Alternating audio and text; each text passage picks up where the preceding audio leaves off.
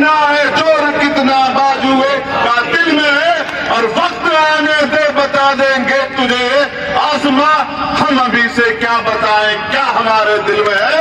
ये सरकार निकम्मी सरकार, ये झूठी सरकार, दोगली सरकार, गुंडे सरकार अगर आपके सीने पे गोली चलाएगी तो फट से जो है हमारा सीना चौड़ा हो जाएगा। कायरता नहीं दिखानी है क्योंकि हम लोग हक की लड़ाई लड़ रहे हैं। और किसान जो है एक बार तो बेवकूफ बन चुका है। कब? जब मोदी जी ने कहा कि हम किसानों की आय दुगनी करने के लिए आए।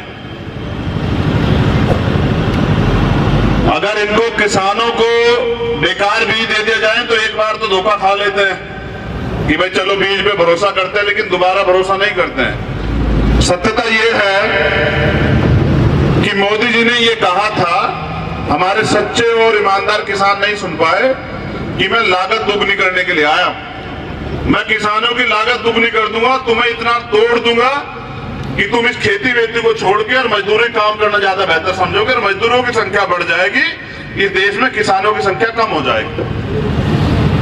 और जिसके साथ किया ऐसा ही किया है, सिर्फ किसानों के साथ नहीं, नौजवानों के साथ। नौजवानों को सपने क्या दिखाए थे? 56 इंच का सीना से करके कहा कि 2 करोड़ रोजगार दूंगा। अब माँ बाप ने पढ़ाई करवाई है, बहुत मेहनत की, अपना पेट काट के बच्चे को पैसे दिए कि भाई ये नौकरी लग जाएगा। मोदी जी कह रहे हैं 2 करोड़ रोजगार दूंगा, लेकिन 10 करोड़ से ज्यादा रोजगार पिछले 6 साल में इन्होंने खत्म कर दिया। तो जो कहते हैं उसका उल्टा करते हैं। इन्होंने कहा हम क्या करेंगे कि काला धन वापस लाएंगे, और झूठे इतने हैं, प्रधानमंत्री सच तो कभी बोलते ही नहीं है। मैं कहता हूं कि हो सकता है क़यामत आ जाए जिस दिन प्रधानमंत्री सच बोल रहे हैं। झूठे इतने हैं कि कह रहे काला धन वापस लाएंगे, और आप विश्वास कीजिए काला धन तो वापस नहीं आया, लेकिन जितने लोग गुजरात के जिन्होंने कर्जा सरकार बैंकों से लिया था वो सारे विदेश चले गए, अरबों खरबों रुपए यहां से लेके जो चले गए। तो इनके नारों की जो सच्चाई है वो उल्टी है। ये कहते हैं कि सबका साथ और सबका विकास करेंगे, लेकिन ये सिर्फ और सिर्फ पूंजीपतियों का विकास कर रहे हैं, अमीरों का विकास कर रहे हैं, गरीबों के लिए खाई खोद रहे हैं। इनको ये नहीं पता जो खाई आप खोद रहे हैं, इसी खाई में एक दिन आपको भी जाना पड़ेगा। क्योंकि हमें याद है ईस्ट इंडिया कंपनी जो है जब आई थी तो कुछ चाटुकार लोगों ने ऐसे उनका समर्थन किया था। जब ईस्ट इंडिया कंपनी आई थी, अंग्रेज आए थे, तो कुछ चाटुकार लोगों ने ऐसे उनका समर्थन किया था।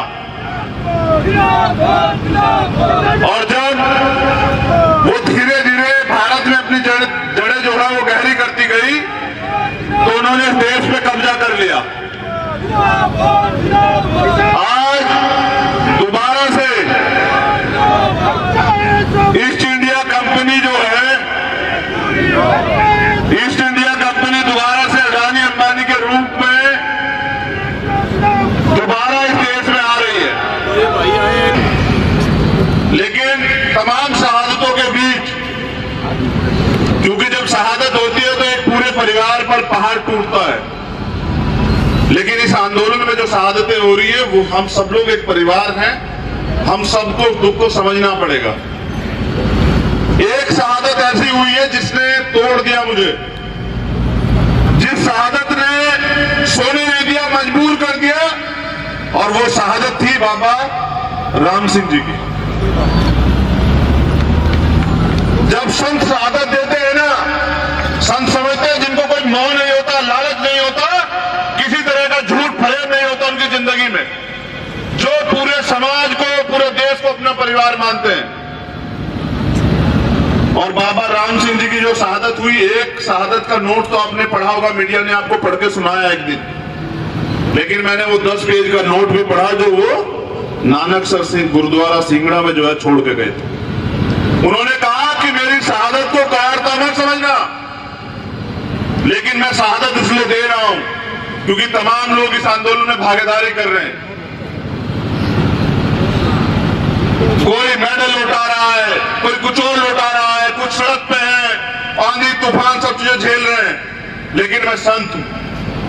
ऐसा नहीं कि संतों ने आगू नहीं रहे, संत यहाँ हमारे संतों गुरुओं ने पहले भी कुर्बानियां दी है और इतिहास और भारत इस बात का गवाह है कि हमने तलवारों के दम पे भी जो है गुलामी स्वीकार नहीं की, लड़ते रहे, अपने अधिकारों के लिए संघर्ष करते रहे, ये देश इस बात का गवाह है। लेकिन संत जी ने कहा कि मैं अपने प्राणों का बलिदान इसलिए दे रहा हूं कि मेरे जाने के बाद भाई वहां सड़कों पे खुशी से नहीं है। तो आंदोलन में आदमी तब आता है जब उसको सारी उम्मीदें खत्म हो जाती है कि ये लोग हमें न्याय नहीं देंगे, हमारी बात नहीं मानेंगे, और भारत में लोकतंत्र है, हमें जाके अपनी बात मनवानी है, इसलिए हम लोग आंदोलन में जाएंगे। अपनी बात को गांव-गांव तक पहुंचा दो। ये निकम्मी सरकार घुटनों के बल, सर के बल आके आपकी मांग को मानेगी। आप अपने आंदोलन को शांतिपूर्वक चला के रखना बस। तो जैसा मैंने आपको कहा कि कोई आंदोलनकारी हिंसा नहीं करता है, इनके लोग हमारी भीड़ में आके और वो हिंसा का सहारा लेते हमें बदनाम करने का काम करते हैं, तब जाके हिंसा होती है। और ये तो चाहते हैं कि हिंसा हो और हम गोली चला के साबित करें कि ये हिंसक लोग थे। आज का आज तक देश का इतिहास है, कोई जो आंदोलन में आया वो हिंसा करने नहीं आया, हथियार नहीं लेके आया। जितने लोग यहां बैठे हैं, क्या कोई हथियार भी लेके आया घर से?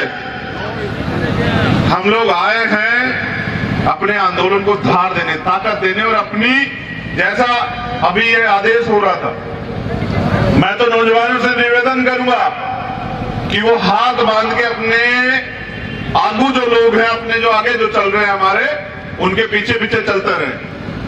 और मैं भी देखना चाहता हूं कि सरफरोशी की तमन्ना अब हम देखना है, जोर कितना बाजुए का दिल में है, और वक्त आने दे बता देंगे तुझे आसमां, हम अभी से क्या बताएं क्या हमारे दिल में है। आपके सीने पे लगी एक गोली, अगर ये सरकार, निकम्मी सरकार, ये झूठी सरकार, दोगली सरकार, गुंडे सरकार अगर आपके सीने पे गोली चलाएगी तो फट से जो है हमारा सीना चौड़ा हो जाएगा। कायरता नहीं दिखानी है, क्योंकि हम लोग हक की लड़ाई लड़ रहे हैं। आप इनको गोली चलाने देना, आप ईमानदारी से हाथ बांध के अपने आंदोलन को चलाना, और जैसा मैंने कहा कि आपका आंदोलन सफल भी होगा। बाबा राम सिंह जी की कुर्बानी, उनकी शहादत व्यर्थ नहीं जाएगी, और एक भी शहीद की शहादत व्यर्थ नहीं जाएगी। आपका जो त्याग बलिदान जो दुनिया देख रही है, ऐसे नहीं समर्थन होता है दुनिया में।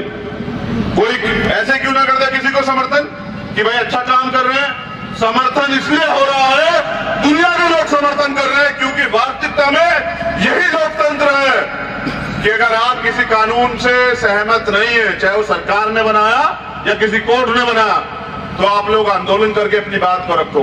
और भारत आजाद भी तो ऐसे ही हुआ था। बोल भारत, स्वतंत्र सोच, बुलंद आवाज।